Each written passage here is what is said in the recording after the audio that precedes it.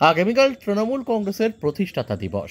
বীরভূম জেলায় নানুর বিধানসভার অন্তর্গত বাসাপাড়ায় তৃণমূলের প্রতিষ্ঠাতা দিবস উপলক্ষে মিলন মেলার আয়োজন করা হয়েছে।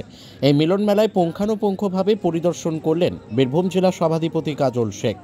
কাজল শেখ জানান, প্রত্যেক বছর মতোই এই বছরে প্রতিষ্ঠাতা দিবসে বাসাপাড়ায় প্রতিষ্ঠাতা দিবস উপলক্ষে মিলন মেলার আয়োজন করা হয়। এবারেও তার শুভ উদ্বোধন আগামীকাল। এই মিলন মেলায় বিভিন্ন সাংস্কৃতিক অনুষ্ঠানের আয়োজন করা হয়েছে, চলবে 7 দিন ধরে। ওই এলাকার মানুষ আনন্দে আত্মহারা। কাজী আমিরুল ইসলামের রিপোর্ট, এস নিউজ বাংলা।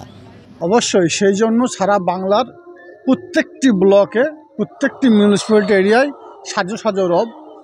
আমরাও থুপসরা অঞ্চল তৃণমূল কংগ্রেস কমিটির পক্ষ থেকে এবং নানুর বিধানসভা তৃণমূল কংগ্রেস কমিটির পক্ষ থেকে কালকে যে আমাদের তৃণমূল কংগ্রেসের প্রতিষ্ঠা দিবস আছে, সেই উপলক্ষে এখানে একটা মিলন মেলার আয়োজন প্রত্যেক বছর হয়ে থাকে। এই থুপসা অঞ্চলে যারা দলীয় নেতৃত্ব আছে, কর্মীরা আছে, তারা সকলে মিলিতভাবে সংঘবদ্ধভাবে এই মেলাটা আয়োজন করে থাকে। আজ সেটা দেখার উদ্দেশ্যে এখানে এলাম, পরিদর্শন করতে এলাম। এসে দেখতে পেলাম কমসে কম 600 থেকে 700, হয়তো এটা আরও সংখ্যায় বাড়তে পারে, স্টল এখানে অলরেডি বসে গেছে। তো দেখা যাক আগামীকাল কত স্টল বসে। প্রত্যেক বছর এখানে শৃঙ্খলার সঙ্গে, শান্তির সঙ্গে 7 দিন ধরে মেলাটা উদযাপিত হয় এবং রাজ্যের বিভিন্ন প্রান্ত থেকে যারা কলাকুশলী আছে তারা সকলে আসে, তারা কলাকুশলী প্রদর্শন করে। এরিয়ার হাজার হাজার মানুষ, কাতারে কাতারে মানুষ এখানে আসে এবং বিভিন্ন ধরনের সাংস্কৃতিক অনুষ্ঠানের মধ্য দিয়ে এই 7 দিন আমরা উদযাপিত করে থাকি। স্বভাবতই সেই উদ্দেশ্যে আজকে মেলা প্রাঙ্গণ, মিলন মেলা প্রাঙ্গণ আমরা পরিদর্শন করব। কাল সকালে কী কী কর্মসূচি রয়েছে? কাল সকালে একাধিক কর্মসূচি আছে। কর্মসূচির যে সময়সূচি সেটা আপনাদের হাতে দিয়ে দেওয়া হবে। সকালে আমরা প্রথমে এই যে বাজার, থুপসরা বাজার, এটা প্রদক্ষিণ করব বর্ণাঢ্য মিছিলের মাধ্যমে।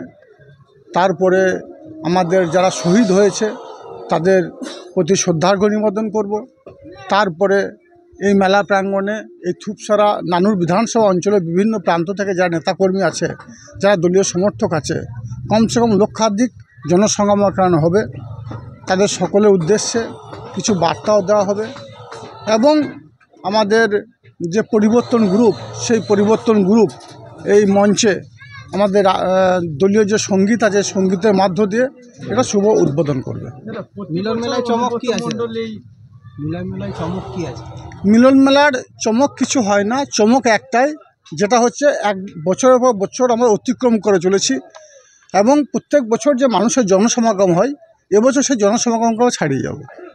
প্রতি বছর অনুব্রত মণ্ডল এই মেলাতে আসতেন, এই বছর কি আসবে?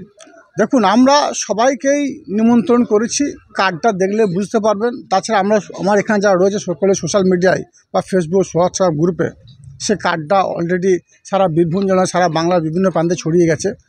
1 নম্বর নাম অনুব্রত মণ্ডল মহাশয় দেওয়া আছে, কারণ তিনি আমাদের বীরভূম জেলার সভাপতি। সব বছর নামটা 1 নম্বর থাকার কথা। এবং মাত্র কয়েকদিন আগে বোলপুর দলীয় কার্যালয়ে একটা জেলা কমিটির বর্ধিত মিটিং ছিল, সেই মিটিংয়ে আমরা ইনভাইট করে এসেছি। আমাদের কাজ হচ্ছে নিমন্ত্রণ করা।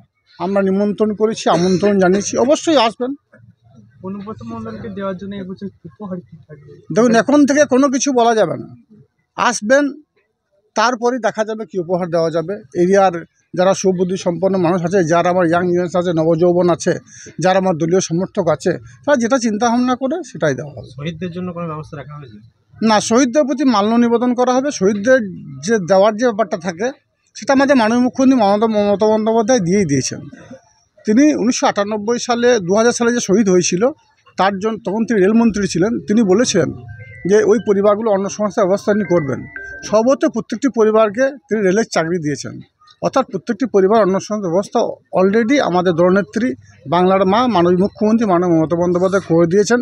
শহীদ পরিবারদেরকে দেওয়ার কিছু নাই, তাদের পাশে থাকার বার্তা এটাই আমরা দেবো।